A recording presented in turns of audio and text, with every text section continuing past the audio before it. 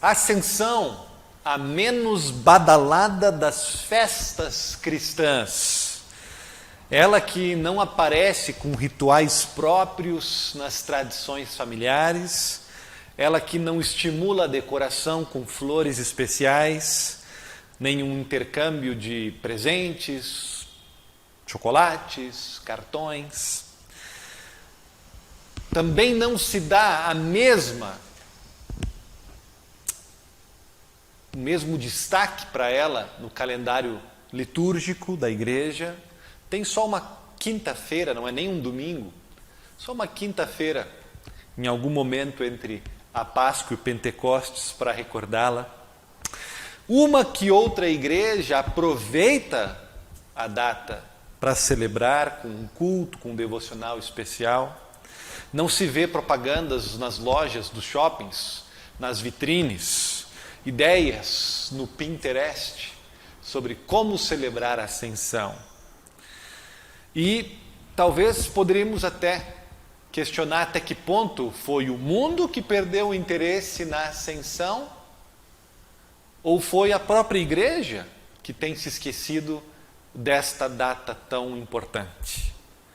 Pode ser que a igreja também tenha feito. E é por isso que também a nossa congregação tem se esforçado, nos últimos anos, muito especialmente, para marcar, muito bem marcado, com cultos especiais, com mensagens, com devocionais, na mente e na consciência de cada um, a Ascensão e tudo o que ela significa. Mas o que ela significa, você poderia se perguntar. Nós, como igreja, celebramos a Ascensão porque é um fato histórico. Aconteceu. 40 dias depois de Jesus haver ressuscitado, a Bíblia diz, e ela diz isso em diferentes lugares, em diferentes textos. A Bíblia está cheia de alusões à Ascensão. A Bíblia diz que Jesus Cristo ascendeu aos céus. Celebramos também porque há um significado muito profundo e muito especial para a nossa fé. E nós já vamos ver isso em algum momento. Também celebramos porque, como igreja cristã, pelo menos nós luteranos, nós não imaginamos, nós não presumimos que a igreja começou com a gente. No ano de 2007, no ano de 1517. Nós cremos que somos parte de uma igreja que existe desde Jesus Cristo e os seus discípulos, até mesmo desde o Antigo Testamento, se a gente quiser se apropriar da ideia de povo de Deus. Somos parte de uma caminhada de um povo que foi escolhido e chamado, posteriormente batizado para ser família do Pai, do Filho e do Espírito Santo. E essa caminhada como povo de Deus, ela está permeada de história, de tradição. E nós valorizamos esta história e esta tradição. E a história e a tradição da igreja cristã, da qual nós somos parte, ela reconhece e ela destaca a festa da Ascensão. Alguns exemplos. A festa da Ascensão está marcada nos credos da igreja cristã, que são aquelas orações, aquelas declarações de fé que os primeiros cristãos escreveram, definiram como um resumo dos principais ensinamentos da Bíblia. E junto com frases que falam em crer em Deus Pai, que falam em crer em Deus Espírito Santo, que falam em crer em Jesus que nasceu, que se encarnou, que morreu. Em todos os credos temos lá, este Jesus subiu ao céu. É um fato na vida de Jesus e é um fato importante na obra de salvação, na história de salvação de Jesus Cristo pela humanidade. Sem a ascensão, sua obra está incompleta. Nós marcamos muito bem a Sexta-feira Santa e fazemos com razão, marcamos muito bem o domingo da ressurreição e fazemos com toda razão. Mas a ascensão está logo ali, como um evento marcante e decisivo também para a nossa salvação. Alguns países, inclusive, percebendo essa história bonita da ascensão, essa tradição, escolheram esse dia como um feriado nacional. Assim como é feriado o dia da Páscoa, o dia do Natal.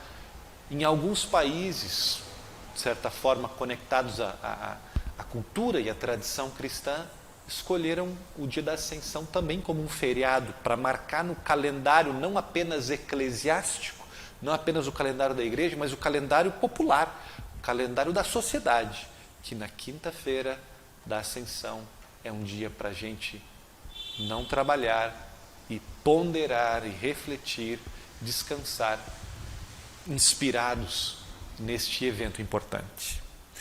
No passado, antes da reforma, era uma festa que a igreja tinha com um caráter, de certa forma, penitencial, que é um caráter de arrependimento, é um caráter de contrição, é um caráter de pensar na nossa vida com Deus, nos nossos pecados e pedir perdão a Deus. Assim como é o Advento, de certa forma, e assim como certamente é a Quaresma.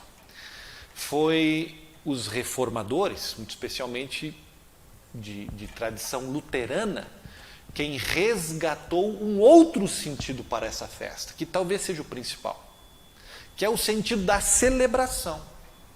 Se pensava em ascensão com tristeza, porque se enfatizava o fato de que o esposo se ausentou da casa, do matrimônio, de junto da esposa. Cristo se despediu, ainda que temporariamente, de sua noiva, e está longe. Os luteranos disseram, não. Este Jesus que se despediu, ele não se despediu para ficar longe. Pelo contrário, ele se despediu para ficar ainda mais perto. E por isso se resgatou com a reforma o ritmo e o tom de uma celebração da ascensão como uma festa, como um dia para a gente se alegrar, agradecer e festejar.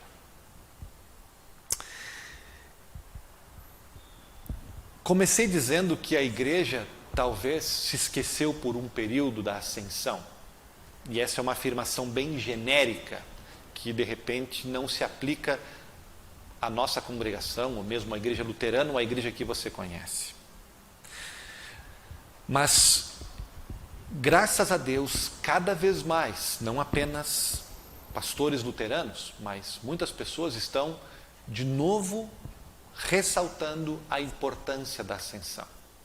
E nós vemos livros e poesias e hinos e referências à ascensão pipocando cada vez mais na boca de cristãos de diferentes tradições.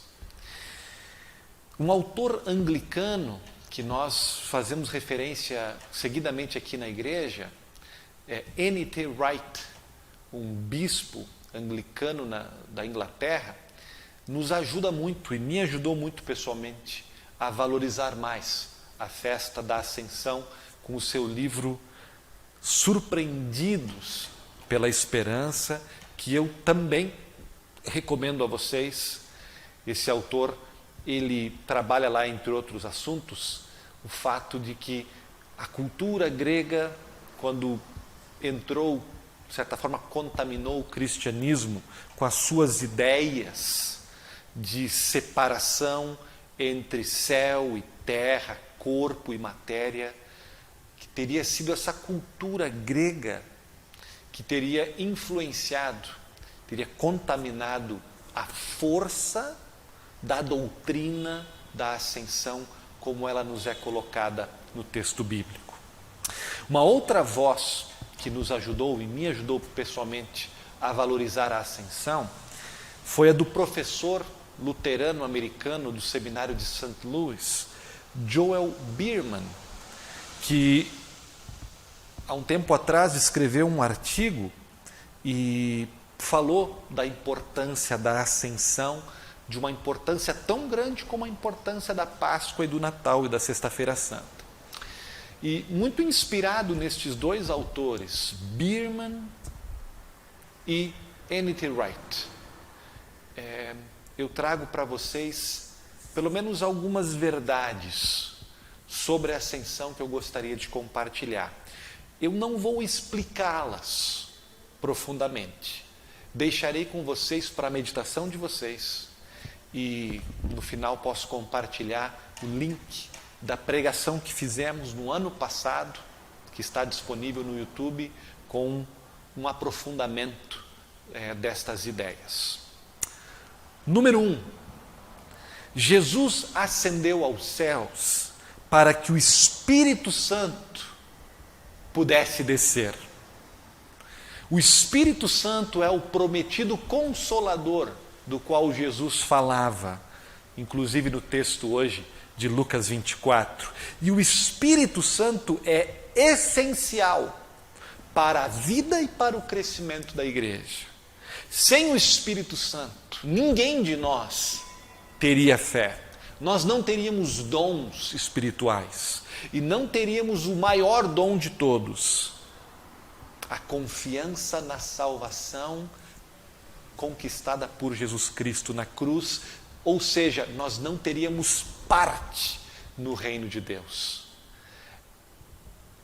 É com a subida de Jesus que, de uma forma sincronizada, o trabalho em equipe da Trindade avança em sua fase e então liberta, autoriza que a terceira pessoa da Trindade desça, e desça com força, e desça com poder ao mundo e à nossa vida.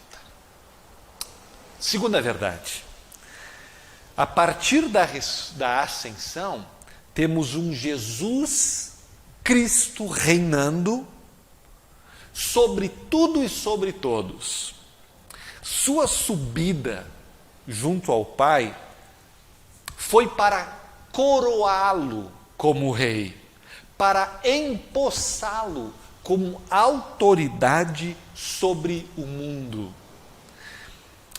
Aquele negócio, que já falamos aqui, uma frase que eu não lembro bem o nome do autor, a manjedoura está vazia, a cruz está vazia, a tumba onde o corpo de Jesus foi enterrado está vazia, mas o trono não está mais vazio. O Filho de Deus governa. Jesus está sentado nele, metaforicamente falando, liderando sobre a criação e muito especialmente sobre a nossa vida. 3. A ascensão foi o plano de Deus desde o começo. Assim como o sacrifício de Cristo, a ressurreição de Jesus foram profetizados, foram antecipados no Antigo Testamento, a ascensão também o foi. Temos vestígios, temos sinais, temos profecias relacionadas à ascensão já no Antigo Testamento. Então, quando Jesus Cristo sobe, ele está também cumprindo mais uma importante promessa que nos foi feita. Temos um Deus fiel ao nosso lado, também sendo comprovado com a ascensão. 4. Jesus ascende corporalmente. Semanas atrás ele estava tomando café, comendo peixe na beira do lago com seus discípulos. Esse é o mesmo Jesus, totalmente espírito, mas totalmente carne, quem sobe agora para junto de Deus Pai e para junto do Espírito. Nós temos agora assentado no céu a segunda pessoa da Trindade, presente lá como ser humano também. Isso tem um grande impacto sobre o nosso entendimento da natureza de Deus e também da nossa natureza. Porque isso significa que o lado físico a dimensão material da criação, do mundo, é finalmente, definitivamente declarada boa, como Deus o fez na criação. É boa e permanece assim para sempre. A ascensão de Jesus é uma garantia disso. A grande comissão de Deus está agora em força total. Com a ascensão de Jesus Cristo, passo seguinte, Jesus está nos dizendo: vão, eu deixo vocês empoderados com a minha presença, para anunciar o reino de Deus, para anunciar arrependimento, para anunciar perdão dos pecados, para anunciar a ressurreição, para anunciar o amor do Pai a todas as pessoas, a todas as criaturas, em todas as nações. A partir da ascensão, os discípulos de Jesus, nós hoje em dia, somos enviados como testemunhas, como embaixadores deste Cristo, anunciando o Evangelho no mundo inteiro. 6. A ascensão de Jesus é também uma prévia da prometida restauração de todas as coisas, da criação, de todos nós. No dia final, Jesus retornará, diz o texto, como ele subiu, fisicamente e visivelmente. Nossa esperança não é metafórica ou meramente espiritual, mas é uma esperança concreta, maravilhosa, de um futuro concreto, real, belo, eterno e perfeito. 7. Temos, a partir da ascensão, o melhor dos intercessores ao nosso lado. Porque Jesus que sobe, ele não sobe para ficar num estado de passividade depois de sua ascensão. Pelo contrário, ele está à direita do Pai, totalmente atento, totalmente envolvido com a gente. Nada lhe escapa. E nós podemos contar com a sua oração, com a oração de Jesus, também em nosso favor. Ou seja, meus queridos irmãos, minhas queridas irmãs, Jesus Cristo foi elevado aos céus. Sim, mas imediatamente ele descende, ele segue descendo a nós, em cada Bíblia aberta na mão da gente, em cada Santa Ceia que nós compartilhamos com os seus discípulos, e compartilhamos com o corpo de Cristo, que desce, nos visita e penetra e entra dentro do nosso, dando vida, perdão e salvação. Cristo desce em cada comunicação de perdão que alguém que está em seu lugar faz para um necessitado, para alguém que precisa de comida, de hospitalidade, de agasalho. Assentado à destra do Pai? Sim, mas poderosamente também assentado do lado dos pais daquelas crianças que morreram ontem ou antes de ontem num tiroteio numa escola lá no Texas, perto das famílias das vítimas da barbárie e da violência que permeia a nossa cidade do Rio de Janeiro e o nosso país. Perto daqueles que estão agora sofrendo o horror da guerra na Ucrânia e na Rússia. O Cristo que está sentado à direita do Pai também está perto de cada família enlutada, de cada criança nas ruas, ao lado de cada cama do hospital, de cada um que sofre de ansiedade, depressão, pânico, num momento de solidão. Jesus preparando-nos um lugar, sim, mas ao mesmo tempo também preparando para nós oportunidades já hoje, onde nós moramos, para que cresçamos em nossa fé, para que amadureçamos em nossa fé, para que testemunhemos o Evangelho, para que andemos em boas obras. Jesus Cristo ascendido, enviando no Consolador para nós, sim, mas misteriosamente voltando com o Espírito Santo para habitar dentro de nós. Jesus Cristo intercedendo junto a Deus, sim, mas com o mesmo zelo, nos modelando, nos fortalecendo contra tentações do maligno, chamando-nos ao arrependimento quando nós caímos, ou chamando-nos para estender a mão para alguém que está em necessidade. Jesus Cristo com todas as coisas debaixo dos seus pés, governando sim, mas caminhando com os peregrinos, ao alcance dos curiosos, teimando em acreditar e dar oportunidades para céticos, governando e cuidando de tudo e de todos também por meio da gente, cada um de nós em nossas vocações.